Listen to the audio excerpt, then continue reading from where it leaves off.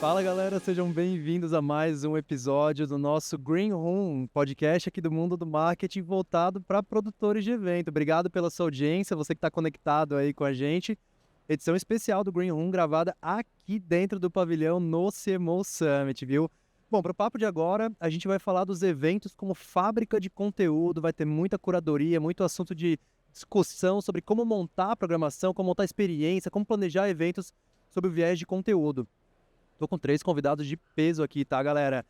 Lá na esquerda, primeiro, Rafaela Lotto, da YouPix. Rafa, muito obrigado pela tua presença, viu? Adorei, obrigada pelo convite. Primeira vez no CMO Summit? Não, já vi bastante.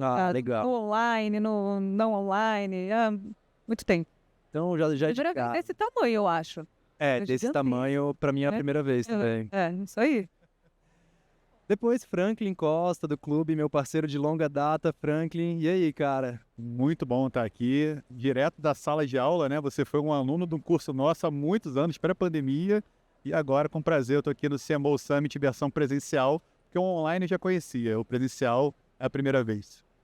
Legal, e pra fechar aqui, por último, mais ou menos importante, Tom Rocha, do Kawai. Cara, obrigado pela tua presença também, viu, Tom? Eu que agradeço, gente. Já conheci pessoas maravilhosas aqui, já valeu só pelo contato. Obrigado pelo convite. Boa, legal. Bom, eu tô com uma responsa gigante aqui, porque eu tô com 3 especialistas em curadoria de experiência, curadoria de eventos, curadoria de conteúdo. Pessoal, eu vou começar com você, então, Rafa. Conta pra gente um pouco do que é o YouPix Summit, os eventos da comunidade do YouPix e como que vocês encaram curadoria de conteúdo e curadoria de experiências lá dentro do evento. Muito legal. O YouPix Summit, né? Ele é resultado da nossa comunidade. Pensa, assim, a YouPix tem 20 anos, era uma revistinha. A revistinha virou um encontro, o encontro virou uma festinha, a festinha virou um evento e, de repente, virou o YouPix Summit. Então, ele já nasceu com esse olhar de vamos encontrar a nossa comunidade para falar do conteúdo que a nossa comunidade quer ouvir. E ela foi se expandindo para uma comunidade que hoje tem criadores de conteúdo, marcas, agências e a indústria. Então, todas as plataformas. E cada vez mais essa indústria vem crescendo, né? Há 10 anos atrás a gente estava falando do YouTube e o Facebook. Hoje a gente tem todos os programas de afiliados, a gente tem as marcas, as agências, as plataformas, todo mundo dentro de um mesmo ecossistema. E o nosso evento é um evento nichado, de certa forma, mas também que tem o compromisso de fazer a nossa comunidade se encontrar e fazer negócio e se atualizar e ter de fato um ponto de encontro. Então a nossa curadoria, o nosso principal desafio é ouvir a nossa comunidade o ano inteiro, porque a gente produz conteúdo o ano inteiro, e transformar o Summit só nessa catarse do que a gente já faz. A gente não quer que ele seja um acontecimento que depois nada, né, que ele tem que começar de algum lugar e startar outras coisas também. A gente vem o ano inteiro aquecendo a nossa comunidade e lá a gente, né, coloca todo mundo junto fisicamente. Agora, né, a gente fez algumas edições pandêmicas também, não fisicamente, mas acho que fisicamente ele representa exatamente isso que é e a diversidade que é a nossa comunidade e o quanto ela precisa se encontrar para todo tipo de coisa, para discussões sérias, para coisas eventuais, para o assunto quente. Então, o nosso compromisso é trazer o que a nossa comunidade quer um ano inteiro de conversa. A gente tem uma operação muito parecida, assim, em CMO Summit, com o mundo do marketing, porque a gente passa o ano inteiro conversando com as pessoas, mas parece que sempre aquele momento, assim, da gente sempre atribulado, é sempre uma conversa, assim, sem profundidade, ou talvez, assim, sem aquela dedicação, assim, vou estar lá e me conectar com a comunidade, com a galera, sabe? E esse momento aqui é a grande catarse, como você falou, né? E eu acho que essa é a grande diferença dos eventos que têm esse pensamento, até financeiramente, se você pensar, o evento isolado, ele não é tão interessante quanto tudo isso acontecendo. Então, quando eu vejo alguém falando, vou fazer um evento, você tem a comunidade? Você tem a sua audiência antes? Você esquenta ela o ano inteiro? Não, assim, é muito mais difícil vender ingresso, é muito mais difícil vender patrocínio. E eu acho que e é muito diferente a vibe. Você vem aqui, você sabe o que você vai encontrar, você sabe, se você é da comunidade, você já sabe, se você não é, você reconhece que é isso que está rolando. E eu não acho que é um olhar que todo mundo tem, assim. Não tem, é verdade. Ô Franklin, você é um cara viajado aí pelos maiores eventos de inovação, tecnologia, negócios do planeta. O que está rolando de legal, assim, ao redor do mundo de curadoria de experiência? Quais foram os últimos lugares, os últimos eventos que você frequentou, assim, que você parou e se sentiu impactado por uma experiência e por uma curadoria de conteúdo legal? Bom, Edu, primeiro eu sou fã do UPix Summit, então adoro o evento que vocês fazem e também o CMO Summit.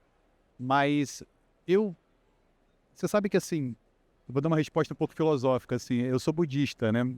Não enquanto religião, mas enquanto pensamento filosófico. E o budismo tem uma coisa que eu acho muito bonita, que ele diz sobre o beginner's eyes. Você tem que estar com um olhar de novo para as coisas. Você tem que se permitir deslumbrar-se com as coisas. Então, por exemplo, o SXSW, né, que é um evento que a gente acabou de voltar e vai falar bastante sobre ele. Eu vou há 15 anos. Hoje, o meu deslumbre está nos grupos que eu levo e das pessoas que vão pela primeira vez. Porque olhando a reação das pessoas, eu entendo se o evento é legal ou não.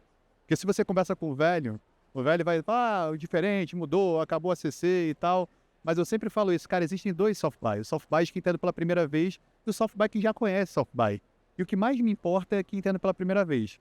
Mas, feita essa introdução, eu vou responder bem pontualmente para você. Eu acho que os dois últimos eventos que eu fui, que eu fiquei bem impressionado, foram o SXSW Londres e o Slush, em Helsinki, na Finlândia, que eu entendo que vocês também foram. E esse evento aqui tem um pouco dessa inspiração. Tem muito. Bastante da inspiração. Mas vocês fazem muito bem. Vocês roubam como artista. É isso. Estão copiando. Estão fazendo uma coisa inspirada. E isso é muito bacana. Boa, nós somos fãs, assim, do Slush já de longa data. Conversamos com a organização do evento. E a gente tenta trazer muito do conceito para cá, assim, que é muito diferente mesmo. E, Tom, cara, queria te escutar um pouco também. Você vem representando o Kawaii aqui. Cara, eu queria te fazer uma pergunta sobre repercussão dos eventos em redes sociais, né? O evento, a Rafa colocou, né, o encontro presencial, mas também é o encontro digital, né? As pessoas estão ali gerando conteúdo, postando nas redes sociais. Cara, um evento que está com casa cheia, mas que não tem um trabalho de repercussão forte em redes sociais. Dá para dizer que foi um sucesso ou que foi um fracasso? Qual que é o papel do produtor de evento, assim, em cuidar tanto do ambiente digital, mesmo quando ele está dentro de um pavilhão, assim? Cara, ótima pergunta. Eu acho que dá pra falar, sim, que foi um sucesso. Eu acho que depende muito do evento, né? Tem evento que a gente faz vários tipos de evento lá. A gente faz eu tava, inclusive, comentando um pouquinho sobre isso antes da gente começar. A gente tem evento que é para público geral, só que a gente não consegue colocar o Brasil inteiro dentro do negócio, então a gente transmite para que isso tenha um alcance massivo para os nossos 60 milhões de usuários. A gente tem eventos nichados para o mercado publicitário e, obviamente, que não dá para convidar todo mundo. Então, a partir disso, a gente faz recortes que sejam minimamente interessantes para fazer essa expansão para o público que a gente interessa e, a partir de mídia paga, a gente acaba fazendo segmentação. Mas tem eventos que a gente faz no nosso escritório para um nicho bem específico e, se a casa estiver cheia com as pessoas certas, são aqueles decisores que vão fazer o nosso business acontecer e ir para frente. Então, independente da gente fazer aquilo reverberar, que com certeza a gente acaba pegando uma coisa ou outra e jogando nas plataformas, mas se as pessoas certas estão ali, a gente já considera sucesso. Então, acredito que sim, acredito que tem os dois tipos, que a gente precisa fazer o negócio acontecer para ser maior, mas tem também os eventos que só com aquelas pessoas já funcionam muito bem. Edu, posso fazer um comentário em cima da sua primeira pergunta para a Rafa? Que meu negócio é uma consultoria voltada para planejamento de eventos. E eu acho que a pandemia fez uma coisa que pouca gente fala a respeito, mas que deixou um residual muito interessante para a lógica do produtor de evento. Que hoje você não consegue pensar num evento, a depender do evento, é claro, somente na presença física dele. Existe um conceito que é chamado triplo O, que você o tempo todo está trabalhando com online, offline e online. Então, o online, isso que a Rafa falou, é brilhante, porque você deixa de ter público para você gerar comunidade. E a comunidade você só tem se você está em contato com ela o tempo todo. E você só está em contato com ela o tempo todo através do online. Então, o evento presencial ele se torna esse momento da catarse, esse momento do encontro. Agora, eu estava ouvindo você falar e pensando a paz de fazer o evento próprio, porque quando essa mesma pergunta, quando eu tenho um patrocinador, isso é game changer. E aí, a gente faz um evento que vai metade da audiência é creator, o patrocinador ama. Mas também tem uma cobrança maior no que ele faz lá, porque tá todo mundo concorrendo pela atenção daquele cara que é produtor de conteúdo. Então, as atenções são disputadas por alguém que tem audiência e capacidade de reverberar o que estava acontecendo lá dentro. Então, quando eu consigo que isso aconteça, o patrocinador me ama. Ao mesmo tempo, eu preciso que ele pense em coisas legais para que os creators amem ele. E que aquilo gere conteúdo naturalmente. Nossa, que bom, né? Deve ser. Mas, ao mesmo tempo, o seu KPI talvez seja muito mais direto ali que o seu chefe vai te cobrar. Lead. Lead. E isso que você falou do evento pequeno para o mercado, numa sala fechada, cara, é uma tendência também. Especialmente eventos de high-end, eventos de luxo. Você não quer que aquilo saia daquele ambiente para poucas pessoas. Exclusividade também é um fator de sucesso. Então, não precisa ser online transmitido. Inclusive, uma tendência que eu tenho visto também são eventos que não são gravados, que você tem que entrar e deixar o seu celular do lado de fora. Porque as conversas que vão acontecer ali dentro pressupõem confiança. E a tendência de desconexão refletindo nos eventos também, né? E olha que legal isso que você estava falando. Você vê como a comunidade é importante, né? A nossa comunidade, a gente transmite o nosso evento gratuitamente desde sempre, desde antes da pandemia, para quem não está. E a nossa comunidade sabe disso. E ninguém se importa, ou ninguém compara uma coisa com outra, porque quem vai no Summit sabe que lá dentro acontece uma coisa diferente, a experiência é completamente diferente de quem está de fora. Aí, o ano passado, teve uma pessoa que comprou o ingresso, e depois que viu a divulgação de que ia transmitir, ela pediu reembolso, falou que era um absurdo ela pagar pela mesma coisa que alguém ia ter de graça. Aí eu falei, eu tenho certeza que essa pessoa não é da nossa comunidade, porque ela não tem ideia do que é e do como acontece. E neste mesmo evento, que era transmitido, a gente fez um painel que a gente resgatou a Jujut de lá de onde ela está isolada, depois que ela decidiu que não queria mais estar nas redes. E o combinado com ela era que a gente não ia gravar, nem transmitir, nem nada. E a galera que estava fora, que viu que a gente cortou-se na hora que ela entrou, ficou enlouquecida. E aí a gente conseguiu reforçar ainda mais o fato de que quando você está lá, tem coisa que só vai acontecer se você estiver lá, que só viveu quem estava ali, sentado no chão, conversando com ela. E acabou a palestra dela, que estava combinada, eram 40 minutos. Ela falou, eu gostei disso, eu quero falar mais. E a gente, meu Deus, e agora o que a gente faz? A gente arrumou uma sala no espaço, tava ela, a gente avisou todo mundo, falou, olha, só tem 100 lugares, não tem cadeira, foi de última hora.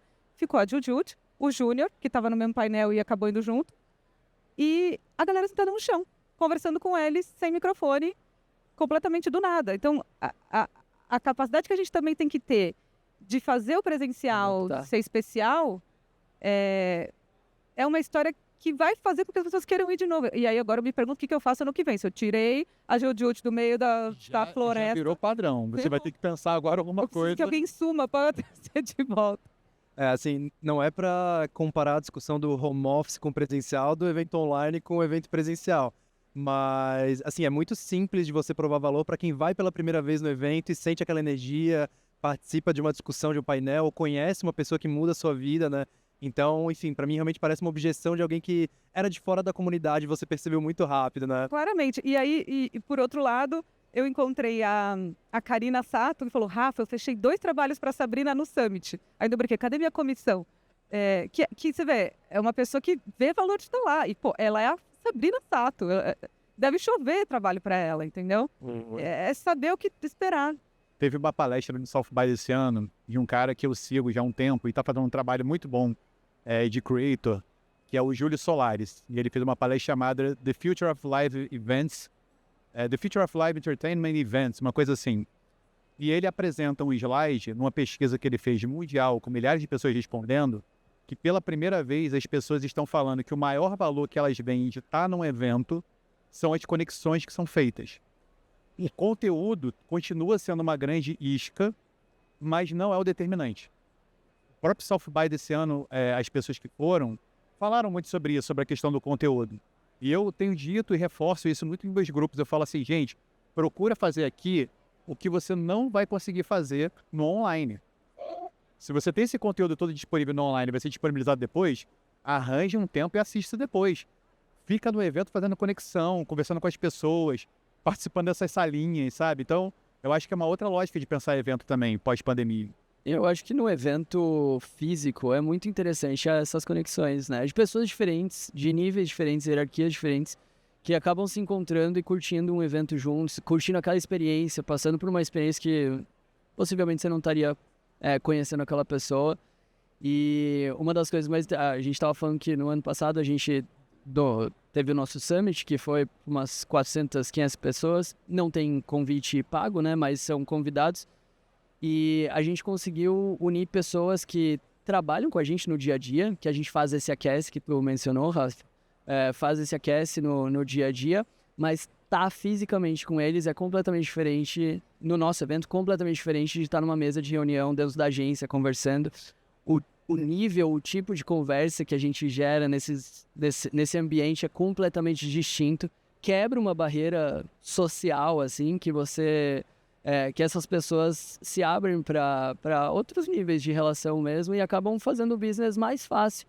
E tá a beleza da sua curadoria, porque você botou essas pecinhas para estarem nesse lugar, né? E olha que interessante, isso acaba a partir das pessoas que estão ali, do nosso time de sales, acabam transformando a mensagem que eles com certeza naturalmente passariam ali no dia a dia, numa reunião one-on-one numa agência, mas no evento acaba saindo no meio de um suco, de um show, organicamente. Eles são os nossos criadores, o nosso time de sales viram os nossos criadores passando uma mensagem. E olha a importância do entretenimento, né? Eu falo que as pessoas, assim, às vezes a gente trabalha muito com eventos de inovação, tecnologia e negócio, que as pessoas esquecem essa camada. O RD Summit, quando acontecia em Florianópolis, o primeiro ano que eu fui, durante o happy hour, era a Gretchen. E aquilo me deu uma confusão. E aí, naquele momento que veio a Gretchen, eles liberaram um chopp durante 1 hora. Eu falei, cara, isso é genial. Isso é genial. Porque você vem para um evento de negócio, mas, cara, tem um momento de festa, de diversão, de conexão. Ali, você liberou a cerveja, botou a Gretchen no palco. Cara, todos os patrocinadores estavam rindo daqui até aqui. Você conseguia puxar assunto com qualquer pessoa. Então, assim, a importância de você trazer uma camada de entretenimento. O próprio Slush, quando termina, os palcos viram palcos de show. E um mais bombado de todos é um karaokê de drag. É maravilhoso, gente. Eu acho que, assim, a gente precisa quebrar essa sisudez do evento. Tem momento para negócio e tem momento para jogação e network. E você não tá com a sua bolha protetiva ali, né? Você tem que se relacionar. E você vai se relacionar com outras pessoas que possivelmente você não se relacionaria em outros ambientes. Gente, e... A gente não deixa nem o moderador fazer pergunta. Não, eu tô adorando. O papel do moderador aqui é... Viajando aqui com o que você falou de... E o Pix fez muito isso. Faz muito a isso. gente tem um jeitinho de fazer as coisas assim que eu acho que... eu nunca fui num evento, por exemplo, que a gente, quando a sala lota, como que aconteceu com a Jujut, a gente falou, quem quiser sentar no chão, senta. E as pessoas sentam no chão. E ninguém reclama que não teve lugar. Falam que legal, olha a experiência que eu tive.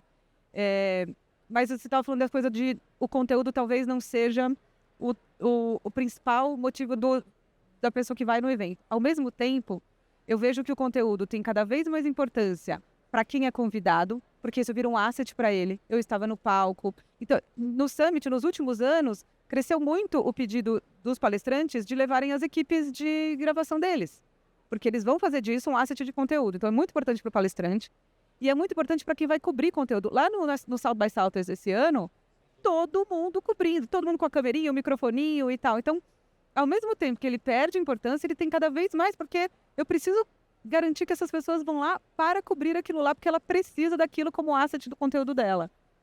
E as marcas entenderam que o lugar para ela se destacar mais eficientemente no evento de conteúdo é no palco. Então, reforço 100%. A pesquisa que eu comentei foi para grande público, tá? E assim, nada descarta que um line-up bom é a principal isca para as pessoas irem. Mas, por estudo também, eu conheço muitos exemplos, inclusive porque eu já fiz pesquisa em campo e evento, de pessoas que falaram, eu vim para cá para ver essa atração. E o que você estava fazendo nessa hora? Eu estava na fila da roda gigante, eu estava na ativação de marca tal. Por isso que o nosso cuidado é sempre... a gente não começa a curadoria pela pessoa. A gente começa a curadoria pelo que a gente quer falar e ver quem se encaixa nesse lugar. Porque eu também sei que não adianta levar um na mão, especialmente no nosso mercado, que não tem alguém que vai atrair todo mundo. Eu preciso falar com um monte de nicho diferente. Então não adianta eu botar lá, não é o big name, no nosso caso, não é o big name que vende ingresso. É a chance que as pessoas entendem de ver um monte de coisa diferente. Inclusive, eu tenho uma meta que eu botei na minha própria cabeça, que eu tenho que colocar 50% de um conteúdo que as pessoas nem esperem. Senão, tipo, o que eu tô fazendo aqui? Isso é curadoria. 50% você vai vir aqui, nem imaginava que tá aqui. Tipo, ninguém imaginava a Juju. Tudo bem, isso era Mas também ninguém imaginava que eu ia botar a Juju com o Júnior Lima para falar sobre vida offline num evento que todo mundo tem que ser influenciador. Né? Então, Não, maravilhoso. Esse é o papel do curador. E na opinião de vocês, assim, qual que é o papel dos criadores de conteúdos, creators, dentro dos lineups de eventos de negócio? Porque para dentro do YouPix, beleza, tudo bem, faz sentido. Agora você vai frequentar um evento de marketing, de vendas. Os lineups estão começando a ser tomados por entretenimento, creators. Até onde isso é legal, até onde isso prejudica a experiência? Tem uma fórmula mágica de como dosar isso? Na experiência de vocês, assim, o que dá para contribuir? Acho que o Tom pode falar sobre isso melhor que ninguém primeiro. Cara, eu acho que não é uma substituição, né? No nosso caso, a gente usa influenciador nos nossos eventos para compor o palco, para trazer uma perspectiva. É legal também o público ver uma carinha conhecida e tal, mas eu acho que trazer um acadêmico, trazer uma pessoa que tem anos de mercado, trazer uma história que seja relevante, que vai ter uma pessoa que vai ter mais propriedade que um criador para falar, ainda segue sendo a nossa prioridade. A nossa agenda, a nossa curadoria é 85% do nosso evento, né? Principalmente porque a gente lida com B2B, logo agendas extremamente difíceis do mercado, principalmente se a gente quiser D-level, C-level, a gente tem que trazer essas pessoas que vão lá, saem com a cabeça tipo, puxa, valeu a pena sair do escritório, valeu a pena sair de casa, fez sentido e quero voltar o ano que vem, principalmente. Então, esse ano passado, na verdade, no Summit, a gente colocou a GK junto com a Comscore no palco para falar de dados e influência. E perfeito, a GK com toda a propriedade do mundo para falar sobre influência e a galera da Comscore trazendo uma pauta super relevante para aquele mercado que está ali. Então, eu acho que é super válido, criadores sempre estão nos nossos eventos exatamente para compor com uma perspectiva diferente e divertida também, né? Depois tá ali no meio da galera, então acho que faz todo sentido pra gente, pelo menos. A gente trabalha com um evento, a Globo é nosso cliente no LED.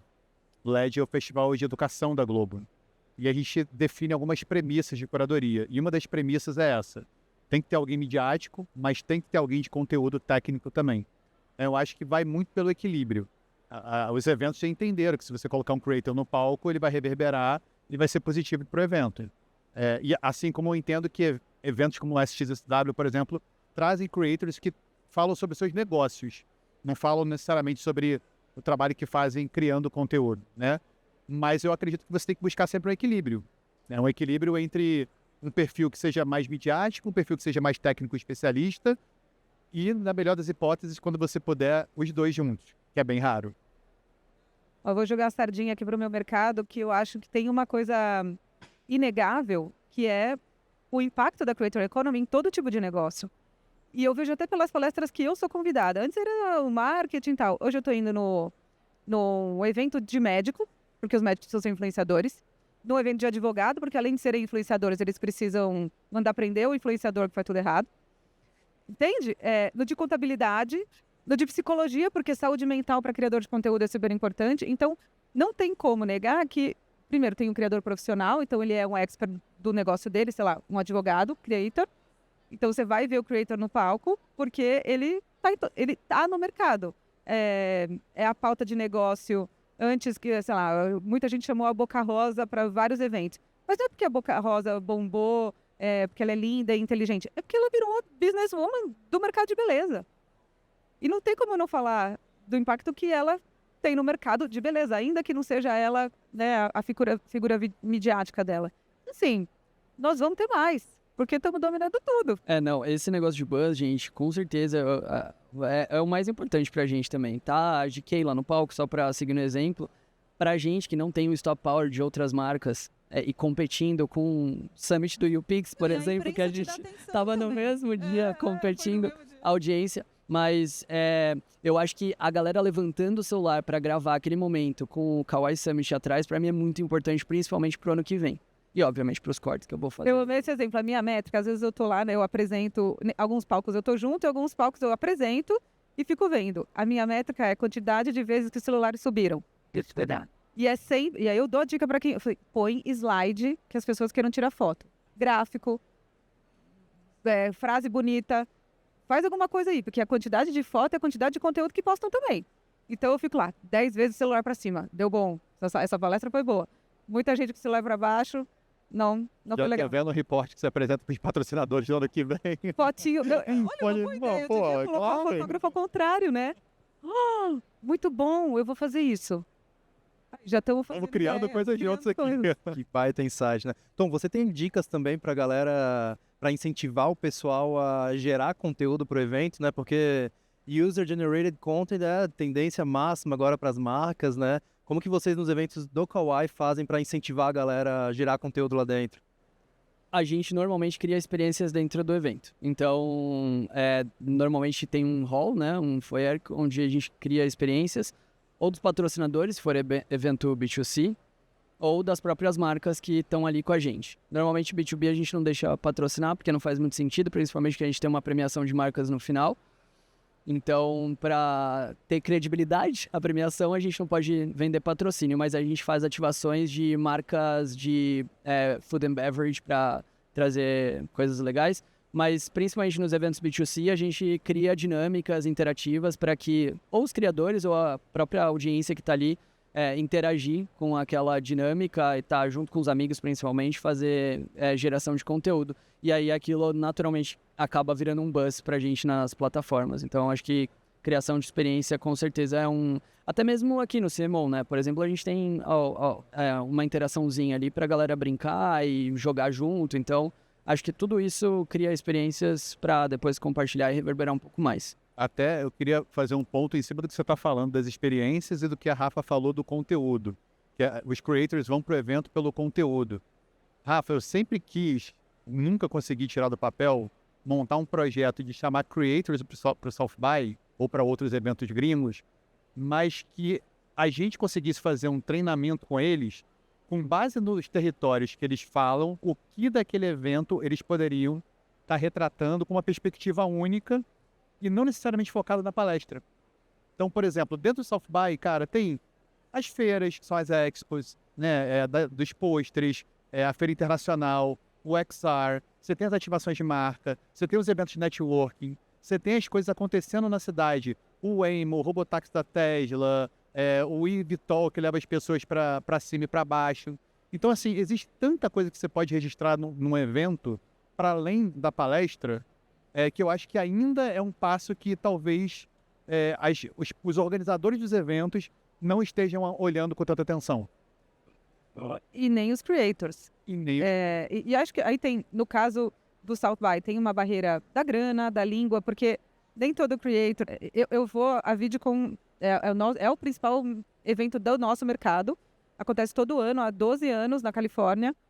Raramente eu encontro um creator no evento que é o foco do nosso mercado.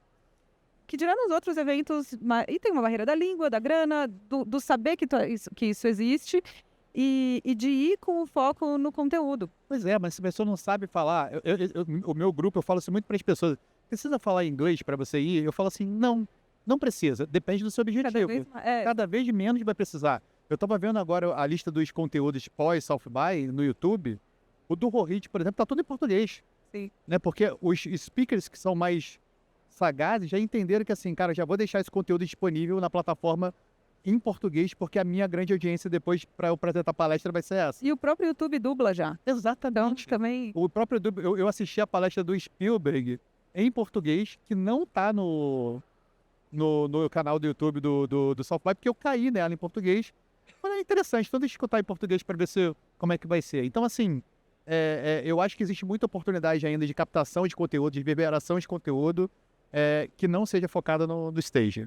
Acho que esse é o ponto. Agora, sabe o que aconteceu no Summit, né? Das coisas, o creator criar conteúdo do evento.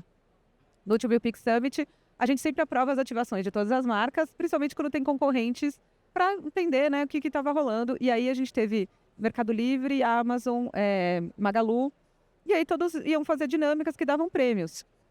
Bem parecido, né? Ah, vamos dar prêmio. Ah, legal. Só que o Mercado Livre estava dando PlayStation,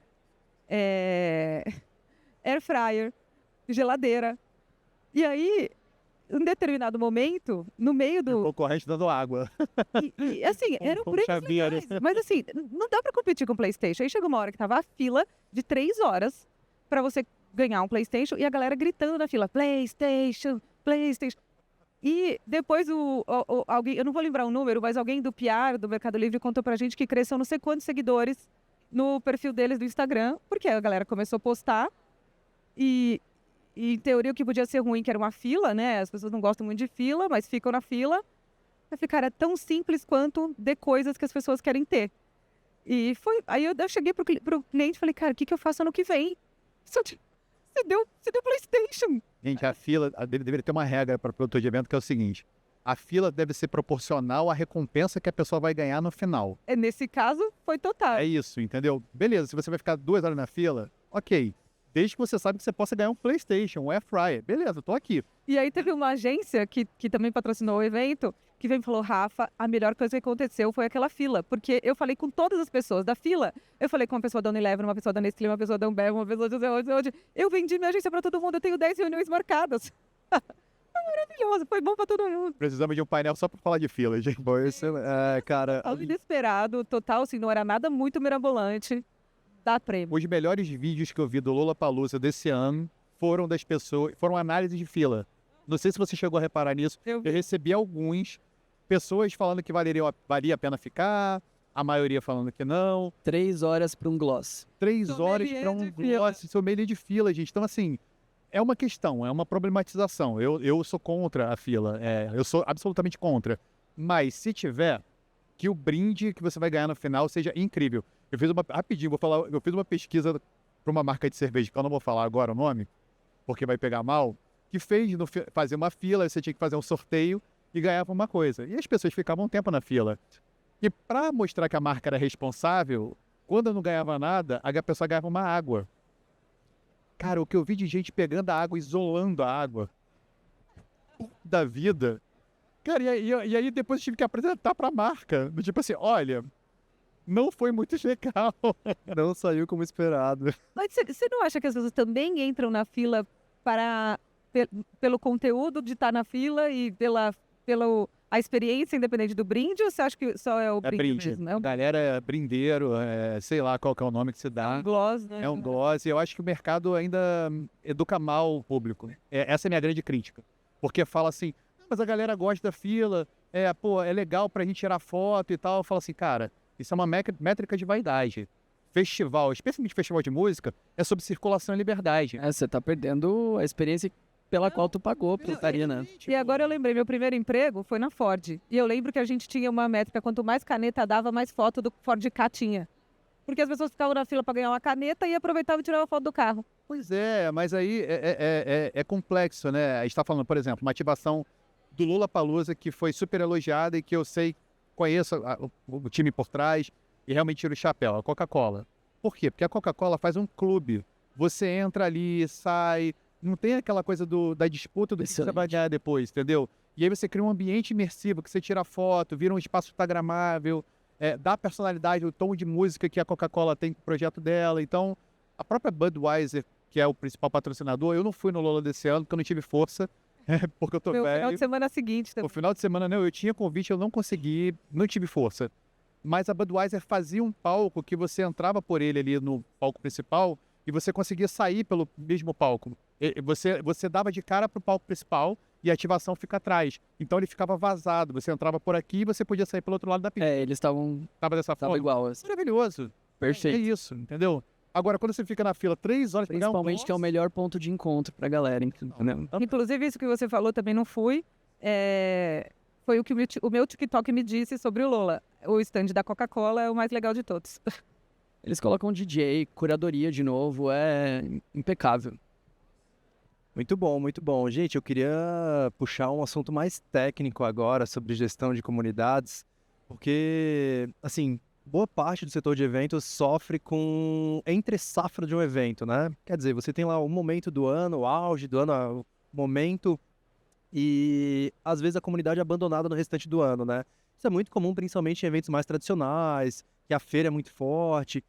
Eu queria escutar principalmente você, Rafa, já que o Pix é referência em gestão de comunidade, que dica que tu pode dar para um produtor de evento que está numa indústria mais tradicional? O que essa pessoa, esse gestor de eventos pode fazer para reunir a comunidade, para acabar com essa sensação de entre-safra no resto do ano? Eu posso dizer da nossa fórmula, né? E a nossa fórmula é o conteúdo é rei. Eu diria mais que o conteúdo, é a informação. Porque o que a gente tem certeza de que ao longo do ano a gente tem que oferecer para a nossa comunidade o mesmo nível de informação, de pesquisa. Então a gente tem um plano de conteúdo que tem pesquisa, que tem dado, que tem conteúdo, que tem cobertura de outros eventos, que tem a nossa newsletter, que tem outros encontros presenciais menores, mais nichados por comunidade. Então tem o encontro para creators, tem o encontro para as pessoas do mercado, tem o encontro das marcas. Então, na nossa lógica, o nosso produto é o conteúdo e o nosso evento é só a cereja do bolo. Se o Summit não existir, a gente continua como negócio e como conteúdo, a gente continua existindo. Inclusive, já não existiu há alguns anos. Teve um ano, vou contar o bastidor da história, 2023, a gente desistiu do Summit. Por quê? Porque, como ele é a cereja do bolo do nosso negócio, ele não é a nossa principal fonte de receita. E se a gente não fizer uma gestão muito inteligente dele, ele é a nossa fonte de prejuízo. E a gente estava vindo de 2 anos, né?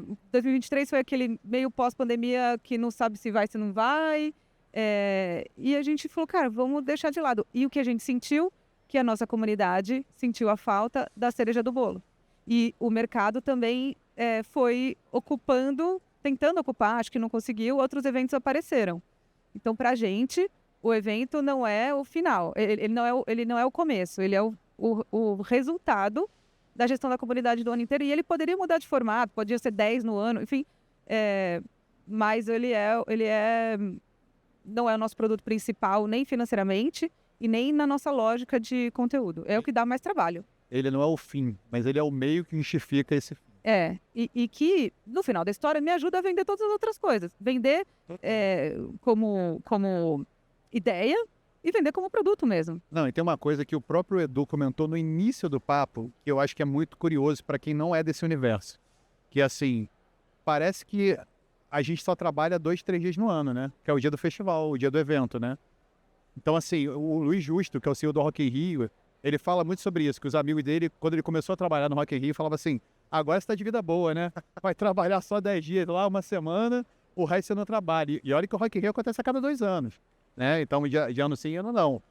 Mas você sabe uma coisa que é engraçada?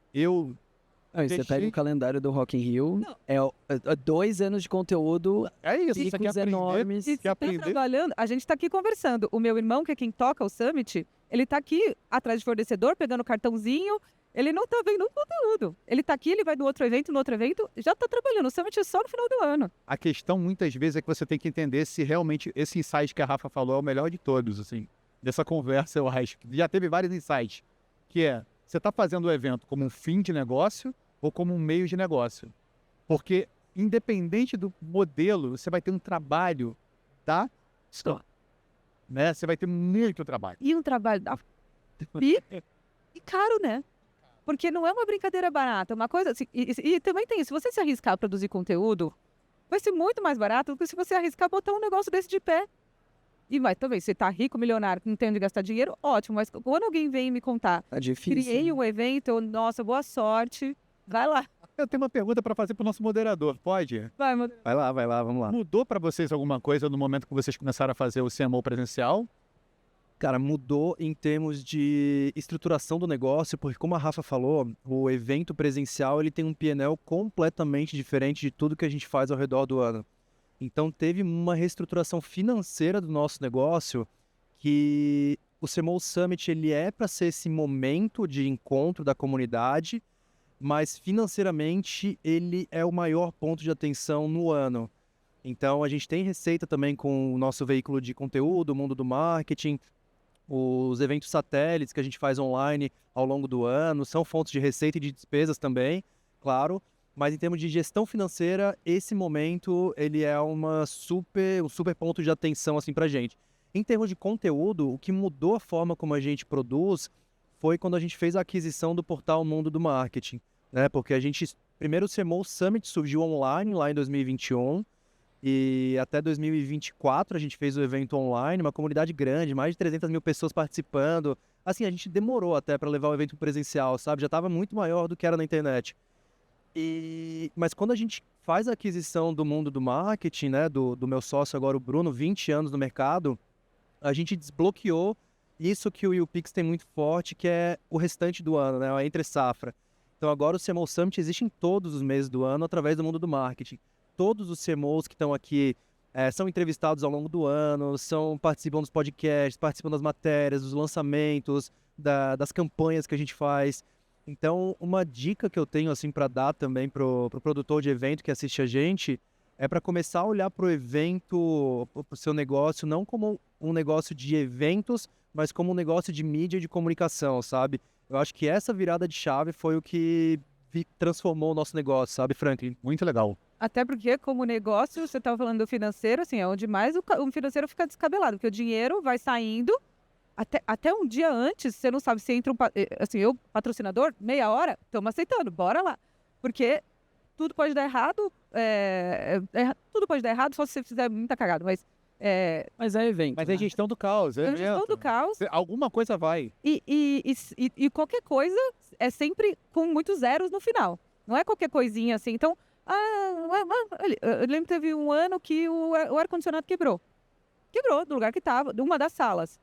Cara, sei lá quanto, eu numa palestra aqui, ó, 20 mil de ventilador, manda o ventilador. Entende? Então é um risco, porque o todo descanso tamanho. caixa, todo dia eu penso, por que eu inventei esse negócio? Todo dia eu penso em desistir. Mas no minuto seguinte do evento, eu já tô fazendo o ano que vem, que é muito legal. Então é um credo que delícia. É muito legal. Eternamente. Exato. É uma cachaça. Muito bom, gente. Credo, que delícia. Bom, galera, a gente vai ficando por aqui porque o tempo urge, infelizmente. Legal. Espero que esse episódio tenha sido um credo que delícia aí pra você que tá assistindo a gente.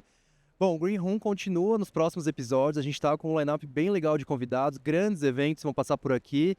Acompanhe no canal do Mundo do Marketing. Também siga essa galera aí nas redes sociais para acompanhar mais sobre Kawaii, sobre o clube, sobre YouPix. E, enfim, pessoal, muitíssimo obrigado aí pela participação. Vejo vocês na próxima, viu? Obrigada. Muito obrigado. Até